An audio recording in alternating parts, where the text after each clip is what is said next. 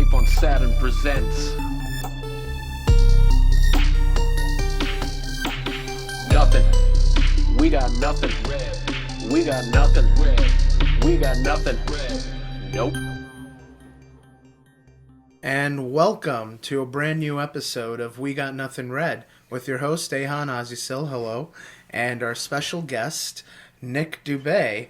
And please tell us a little bit about why you're here today, Nick. Well, I am here because you asked me to. That's very true. I am a big fan of podcasts. I'm a big fan of Ayhan as well. If you can't tell, I'm blushing right now, but I'm sure you can hear it. I've never seen that shade of red on you. Also, I'm actually a huge fan of mental health, and I have my own podcast and my own project, and that's the Mental Health Survival Guide.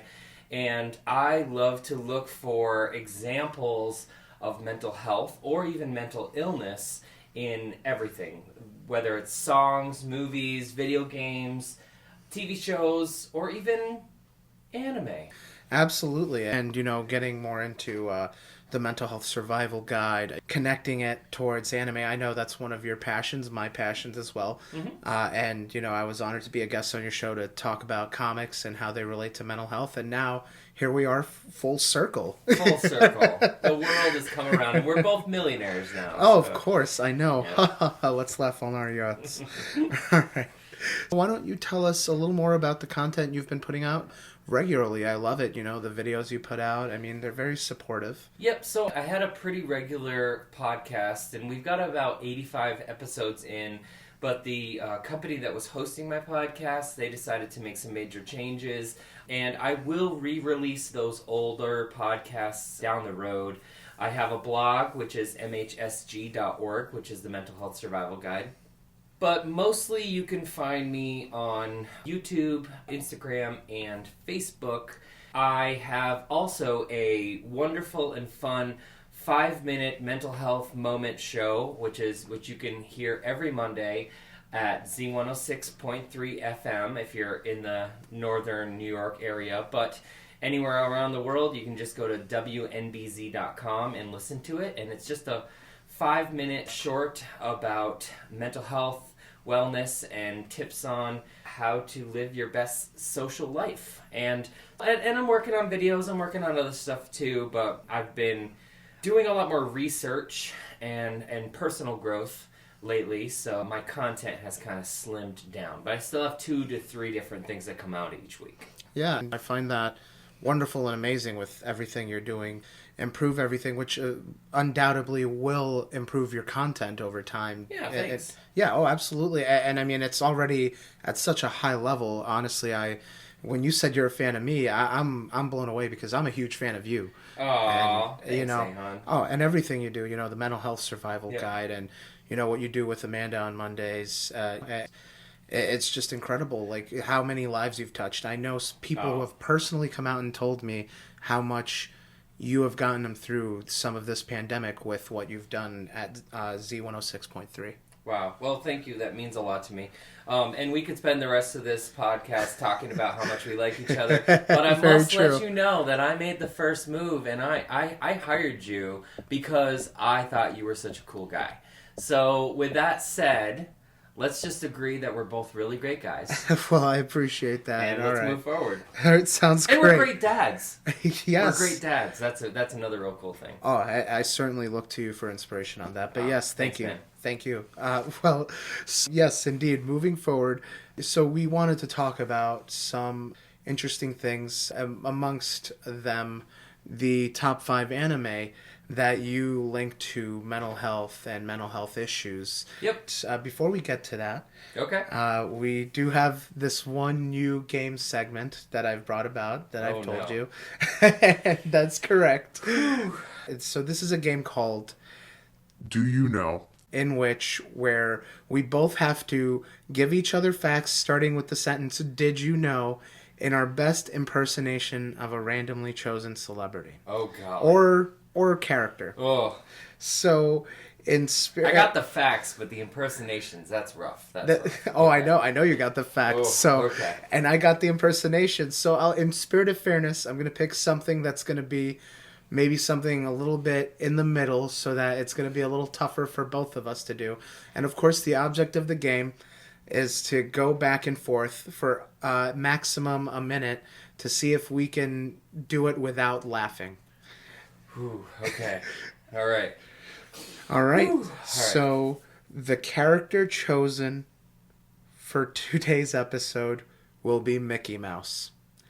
I believe that'll be a difficult voice for both of us to do. Yes. And very much one difficult to do while trying not to laugh. Okay. Okay? So we both have to do Mickey Mouse. Yes. Okay. Who goes first? I will allow you to go first, good sir. Oh, God. Okay. Just go for it. 3, 2, 1, go. Oh, hey, did you know that Kellogg's Cornflakes was actually created by a mental health practitioner? He's very controversial. I didn't know that. That's incredible. Did you know, that... I'm already losing! Okay, well, that's the first time I didn't get to utter a fact out. Well, wow. All right, that was amazing. I was going to shoot... It's so weird hearing that sound coming out of your mouth. Oh, yeah. Wow. Yeah, I know. What's your fact anyway, though? So my fact was that duck phalluses have barbs.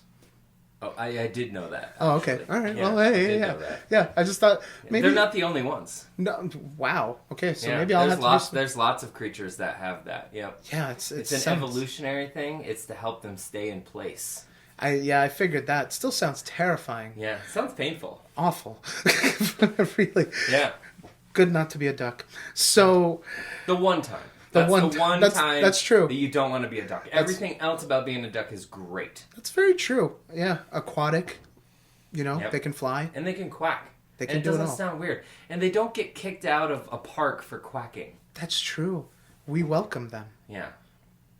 Huh. Mine is always like, sir, this is an 8-year-old's birthday party. You need to leave. No one ever does that. They're just like, oh, cool, there's a duck here. Exactly. Everyone's happy to see a duck. They're just happy to see a 40-year-old with a beard quacking. I think if I saw you quacking at my party, I'd be like, let him stick around. It seems well intentioned. And that's why you work in mental health. So, thank you for doing that. That's a fun segment. So now moving over to the top 5. Your top 5 anime. So I am really excited to hear about this because I know you sent me, a list of these earlier, and I just can't wait to hear more of your interpretation on them. So why don't you take the wheel? So here's the thing. You and I'm a little older than you are. Yes. And when I was growing up, and especially at the very influential times in my life, when I was a teenager, there really wasn't a lot of anime accessible to Americans in an easy way. The only ways that we were able to get anime was to see it on PBS, which was really weird, by the way, but also buying VHSs because there wasn't DVDs back then. I mean, there were, but it was harder to find them. I actually had a series that I watched and loved. I had to wait for Japan to release the English dubs of the VHSs, which was harder to do because if a series wasn't doing really well in America, you got maybe the first couple of episodes, but then you would never get the rest of it. It's very true. So, but specifically, this was Neon Genesis Evangelion, which is on my list. But these are, by all means, these are not my favorite all-time animes, even though my favorite all-time anime is on this list. It's just, these are ones that I think really deal well when it comes to mental health. Mm-hmm. And I have my top 5, but before we get into the top 5, I just got 1 or 2 that I'd like to mention that are not on my top 5 that I think deal really well with mental health. Oh, absolutely. One is Rurouni Kenshin, which is something you and I talked about. Indeed. There's a lot of support showing in that, and every single character seems to go through a various amount of deep emotions, Yes. which is really cool. And I think another really cool anime, and I'm talking about the series and the first 2 movies, and that is Ghost in the Shell. Ghost in the Shell is neat because it really asks that question, like, what is existence? Because these are people who live inside of robots. There's no more, brain anymore. So, like, what makes you a person and what makes you a program? And, like, that's some deep stuff. And so a lot of the episodes usually have to deal with depression, anxiety, and also identity crisis. So those are really cool too. So my top 5, I'm not going to say that these are in any specific order. Is that okay? Yeah, absolutely. Okay, cool. Absolutely. So I'm just going to go off the cuff. First, I want to talk about a series that is my all-time favorite anime series. Of course, I'm going to get probably some crap about this, but my all-time favorite anime series is Cowboy Bebop. I think it is absolutely excellent.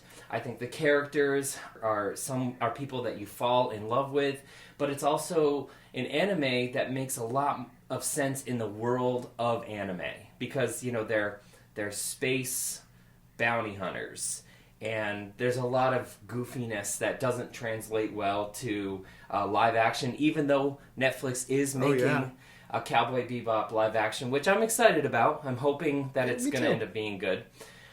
But Cowboy Bebop is just really cool, but it really focuses around the story of... there's all sorts of really wonderful characters, but there's this character named Spike Spiegel.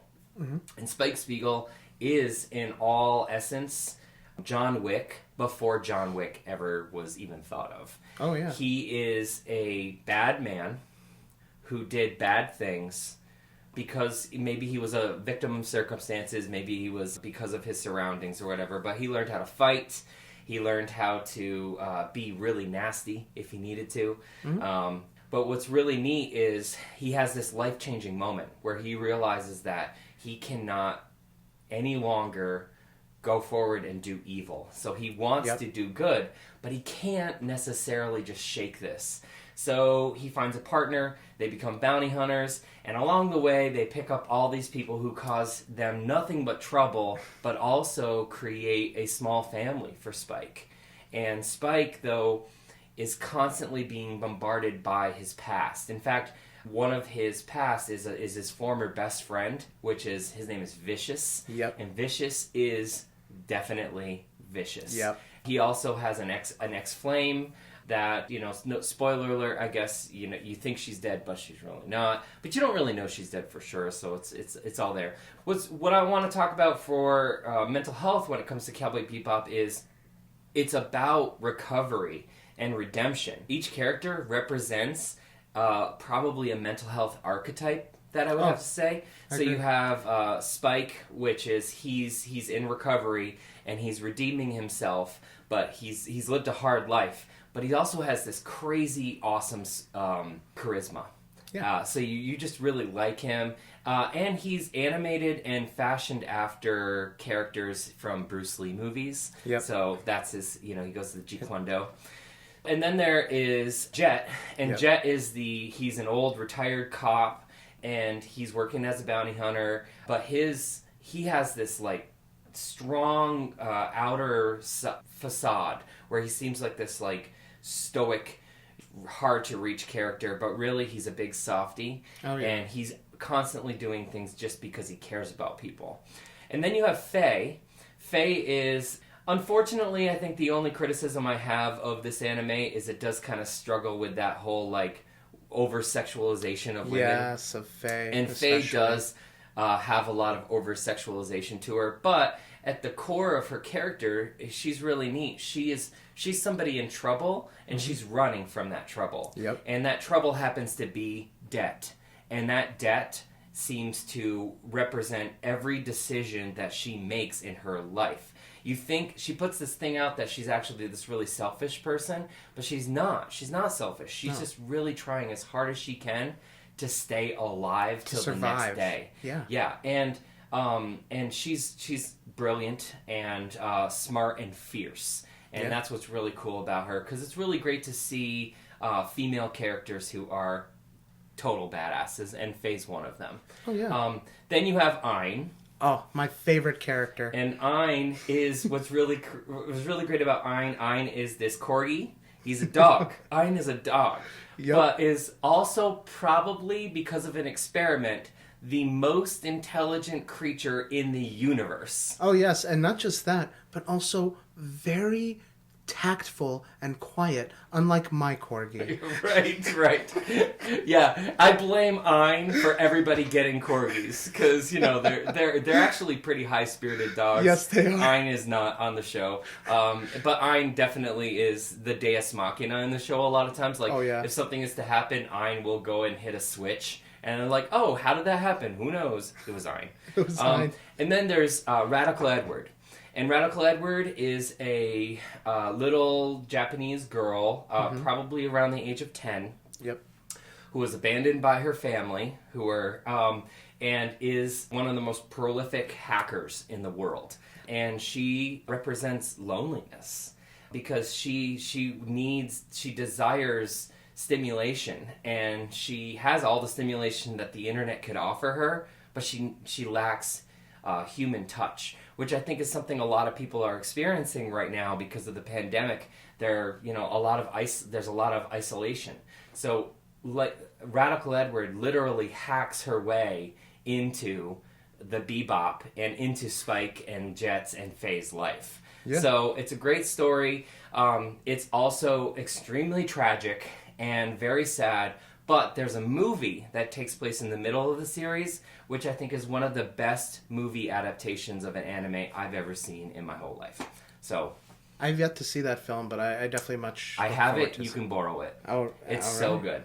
It's so good. I hum the soundtrack to it on a regular basis because it's just that good. That's exciting. So that's Cowboy Bebop, and I'd have to definitely say the whole story about Cowboy Bebop and how it relates to mental health is that it's a story of people trying to make changes in their life and failing, but they fail and then they learn. And instead of being where they wanted to be, they end up finding themselves where they need to be. And the process of it is just beautiful to see. And plus, it's got beautiful jazz. And it's just a fun show to watch, and the movie is really great too. So, indeed. So I'm looking forward to the Netflix show. Yeah, indeed. So am I. So the next anime that I wanted to talk about is actually a movie, and the movie is Princess Mononoke. Miyazaki makes amazing films, of course, and which is it's Studio Ghibli. Mm-hmm. But I'd have to say the one that I think represents mental health the best way. People might disagree with me. They might say that like Grave of Fireflies or a couple other ones represent that, but that's true because there is a lot of depression and a lot of socio kind of like things to go through. I think one that represents mental health in a really neat way is Princess Mononoke. Because Princess Mononoke is a story about finding purpose after a life-changing tragedy. So the main character, Ashitaka, he's basically a prince from his village, he gets infected with a demon disease. Because they fear what could happen to him, the village needs to banish him.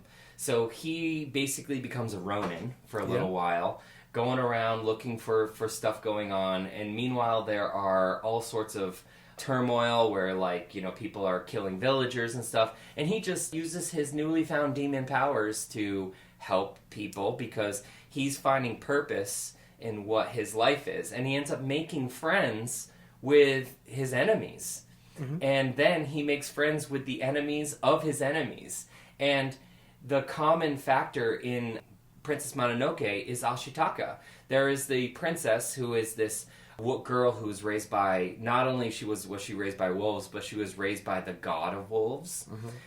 There's a lot in that story, of course. There's that whole, hey, we need to start respecting our planet kind of story. Mm-hmm. It also talks about you really just can't stop humans.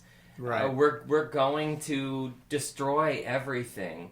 And it's just kind of somewhat sadly inevitable, but there are things that we can do to replace the things that we destroy. Yeah. And in the story of Princess Mononoke, they literally destroy the spirit of nature. Yeah. They do. But when that happens, it is heartbreaking. But there's also this hope because, we end up as humans being the ipso facto guardians of nature. It's about finding purpose after tragedy. There is a lot of misconceptions, like where people who grow up and they learn a certain way of right or wrong, and then all of a sudden they're faced with issues where they have to change how they feel about something because they never had to face that in the first place. So Princess Mononoke, I think, is a really great study on mental health because it's a great adventure to watch. It's a beautifully animated film, but there's no villain. There's no villain in the whole story. Every bad guy or everyone you think is a bad guy, they have a good reason for doing what they're doing. Not to explain away industrialism and nature, and I'm not going to choose sides or whatever, but it's just about kind of like living in that world and choosing to care about people rather than caring about a cause, which I think is a hard choice to make. Absolutely. On that note, that will kind of segue me into a similar storyline, and that is there's an anime called Seven Samurai, or Samurai 7, depending on where you got your version that you watched. But it's actually based on Kurosawa's Seven Samurai. In America, they made their own version of Seven Samurai called The Magnificent Seven. In Seven Samurai, these samurai, these warriors, they basically get drafted by a very prominent warrior, a warrior that has his irons in a lot of different fires, and he cashes in a lot of favors to basically get these samurai to come and defend this defenseless town. And that's the story of the movie. Well, what's really great about the anime is that it's got this kind of like samurai steampunk to it. Like there are airships, and it's just really, really beautiful. But it's a really great story about honor and redemption and giving back. And when you are somebody who is in recovery, or you are somebody who's making a lot of changes to your mental health or your life, part of the rewarding part of that is giving back. And so Seven Samurai is just this story of these 7 individuals who are just completely awesome, giving back. And it's cool. It's cool. And there's a definite bad guy, and the bad guy happens to be the emperor. And, it's about standing up for the people who can't stand up for themselves, risking everything to save somebody. It's really great. Like, there's even this moment, or this ongoing gag, not really a gag, but an ongoing segment through Seven Samurai where they're working with the villagers. And the samurai decide the honorable thing to do, because the villagers want to show them thanks. So the villagers keep giving them their best rice that they have. And the samurai keep saying, no, we're not going to eat the rice, we're only going to eat the millet, which is not as good as rice. Right. So, but just to give the rice back to, it's just this really cool, awesome thing where these people live in honor, and they're taught honor, and they are able to give back to their community. And I think anybody who is in recovery or making changes in their life, they long for moments when they can do that. Absolutely. And I think one major theme that you've kind of touched upon there, and even in Cowboy Bebop, in a subtext which also affects mental health, is classism. Oh, yeah. Huge, in huge ways, in both those anime. In every anime. And even Mononoke. In Seven Samurai, Princess Mononoke, and my other ones, classism is a thing. It's definitely a thing. But I'm going to tell you, over at the Mental Health Survival Guide, classism is a major part of mental health, because if you have everything you need to take care of your mental health, then it's not a problem. Right. But if your coping mechanisms are to drink or do drugs because you don't have a high quality of life, that's probably what you're going to do. I'm not saying everybody, but the rich and the wealthy often make a lot of decisions for the super poor without having any context of understanding what it's like to be poor. So at the Mental Health Survival Guide, we kind of touch upon that. Very true. I don't often rail against individuals, because I just don't see a point to it at this moment. Fair. But I think we do need to understand that the poor, or even minorities that exist in the poor, they experience mental health problems in a more extreme way than white males in America do. Yeah, and in just in a different environment, I think. Just like as you mentioned, just what services are available. But yeah, no, I'm glad you touched upon that. Moving forward, you were going with your next anime. Yes, so my next anime is Neon Genesis Evangelion. And this is a rough one because there is a little weird. I mean, basically the world ended. Okay. So God decided to destroy the world. That's the story in Evangelion. So he sends the angels down to destroy the world, but one of the angels messes up and is captured. They halt the end of the world for a little while. And then 14 years later, children that were born around the time of the world first ending, and by the way, this all takes place in Japan. Mostly. There's a little American stuff here. These 14-year-olds have their ability to connect their soul to these giant robots that are made partially from the angel that was captured during the first part of the end of the world. And so that's a really epically weird story. There's a lot of themes, a lot of biblical themes, a lot of end of the world themes. They fight off angels that come to attack Neo Tokyo, and the angels are all named after angels that are in the Bible. That's pretty cool. And there's a lot of situations where there's a father and son dynamic, where the father, he really loves his son, but because of his culture and his important job, he's not able to express that he loves his son. But then he also creates a surrogate child that he raises instead of raising his son, which is actually the clone of his son's mother, which is really weird. There's a lot of weirdness. Plus, it also talks, there's a lot of the fact that these are 14-year-olds, so they're going through the height of puberty. So I don't know if anyone can remember what it was like when they were 14, but it was awkward. Yeah. And it was weird, at least for me. Those feelings, emotions, and all that kind of stuff. So, but there's a lot of tragedy and violence. This is a rated M for mature television show, I believe. And there are a couple movies. What's really great about Neon Genesis Evangelion, and I think where it ties into mental health, is that the creator of Neon Genesis Evangelion, this was his Hail Mary. This was his Final Fantasy. So he had been a producer, writer, animator on a couple of other anime that just didn't stick. He had lost his wife, he had lost his home, he had lost his status, and he was going through a very deep depression when he wrote and created the first series of Neon Genesis Evangelion. The sadness that's in every episode, the sadness that's the overall hopelessness that the whole series actually represents is because the creator was going through that at the time. And what's really interesting is 10 years later, he started to make more of this anime. So what he did was he made this like retelling anime where but they were like short movies. It was basically retelling what happened in the first 3 episodes of the original anime. A little more extreme, but a little more positive.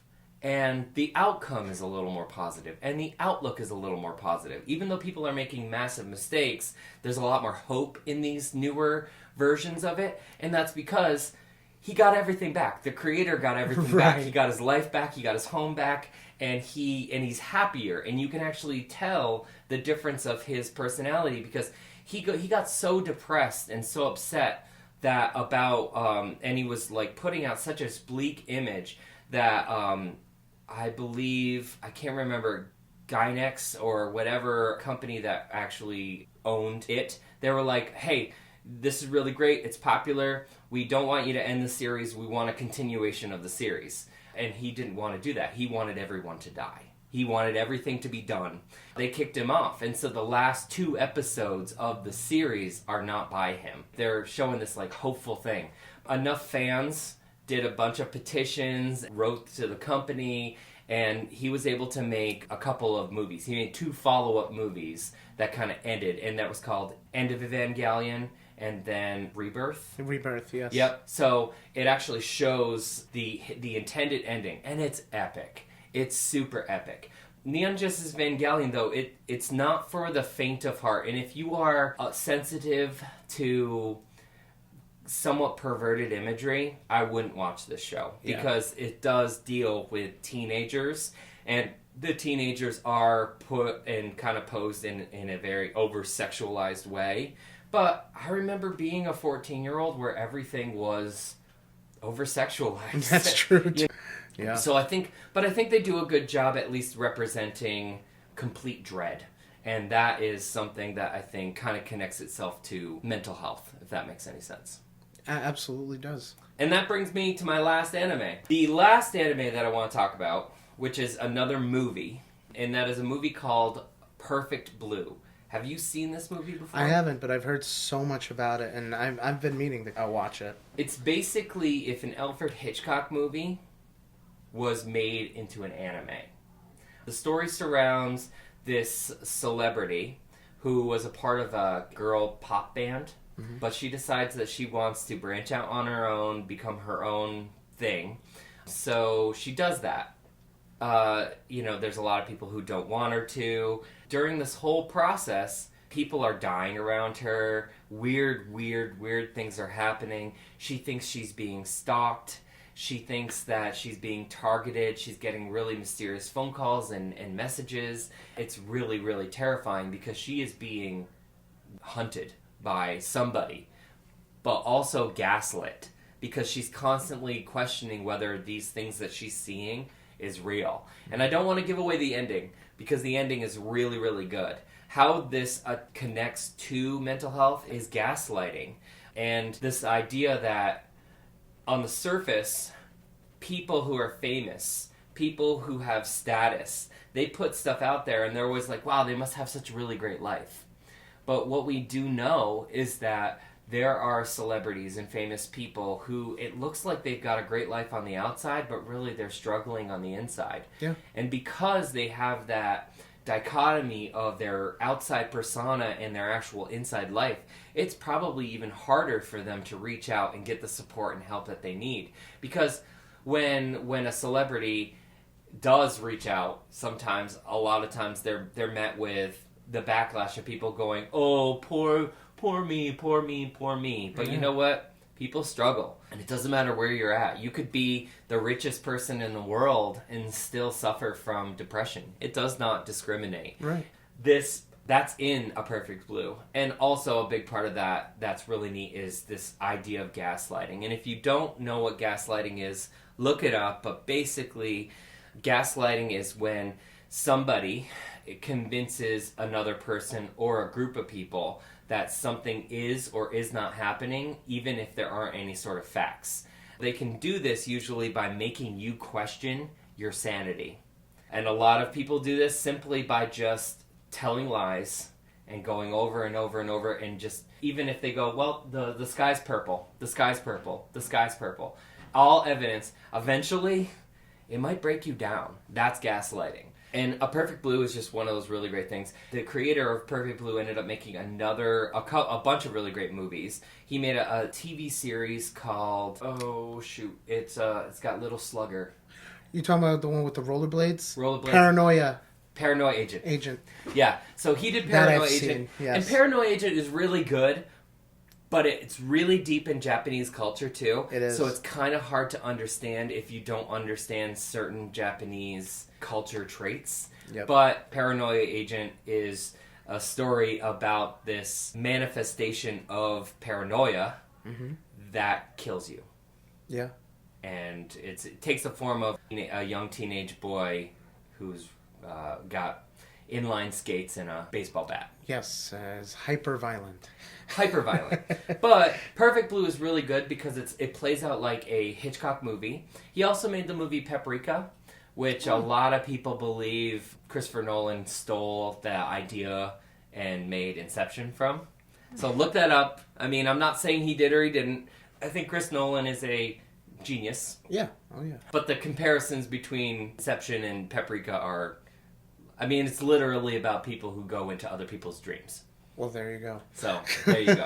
But anyway, Perfect Blue, if you haven't seen it, so any of the anime on this list, I would suggest anyone go see. Of course, know what you're getting into. If you don't like mature subjects, or you think over-sexualization is a problem for you, I would avoid Neon Genesis Evangelion, or even A Perfect Blue to a certain extent. Yeah. Also, any of these anime could be made into a live-action film or TV show, and it would still be just as good because the subject matter that they deal with. So. Oh, indeed. And those are wonderful animes. I think how you described them definitely have many touches upon mental health, including your honorable mentions, which actually got me thinking of one honorable mention I'd like to toss in there.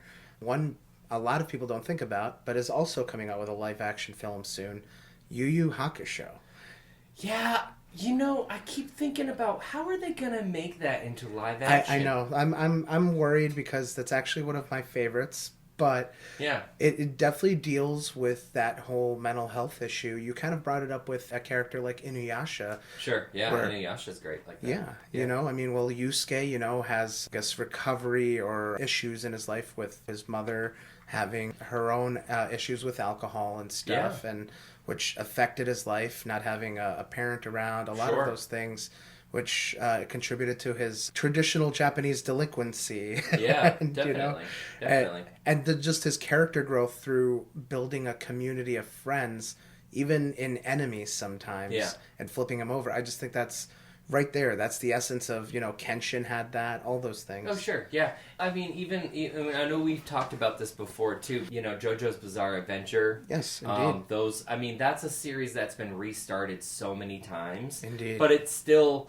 a story about rivals basically fueling each other and classism, definite classism. Oh, definitely. Like, it's basically, if you're poor, you're trash in that world. But then there's, a couple of people who can prove that differently. Oh, absolutely. Another is One Piece, where basically it's a world of pirates, and pirating is the biggest thing, and you're either a pirate or you are the law, or you are a victim in between the two of them. Yes, I know. So, yeah, I mean, I by all means, I'm not saying that these are the best anime I love them. To connect to mental health, but these are ones that are important to me when it comes to mental health. So no, and with your choices, I have to say a lot of these I have seen, and I enjoy them thoroughly and totally see the connections you drew. So thank you again for coming and sharing, and I would love to have you again and talk endlessly with you about all these things, anime, comics, and video game culture. And well, we could do video games next, and then maybe another episode about comic books. There we go. That sounds like a great idea. Well, I just want to shout out Nami Champlain Valley, where we work here. We're actually socially distanced in the office here. Yes, recording on our lunch breaks. On our lunch breaks, yes, that's very important to note. So if you're listening, boss, this was during our lunch break. Yes. And, of course, I just want to shout out Life on Saturn Productions for helping us put all of the final edits and everything together. And, of course, thank you, Nick, and the Mental Health Survival Guide and everything you do to touch this community and for being on this show. Oh, thank you. And I can't thank you enough for everything. I mean, you've definitely were that person that changed my life. I tell people constantly when they ask, like, how'd you get this job? I'm like, you ever see Men in Black? I'm like, it's like. Am I your Tommy Lee Jones? Yeah, you're basically K and I'm J. Yeah, so I was like, that's true because I'm constantly telling people that a person is smart, but people are stupid. This is very true. Well, thank you again for being on here. It was an absolute pleasure, and I can't wait to do this again. Absolutely, thank you so much. I'm honored, and take care of yourself, my friend. Likewise. And anyone else listening, take care of yourselves because survival is so much more than just staying alive. Bada bing. We got nothing. Perfect. Good? Hey, I'm Saturn Lunar Nova. Be sure to follow Life on Saturn Productions on Twitter, YouTube, Instagram, and Facebook to see our short films and music videos. Peace.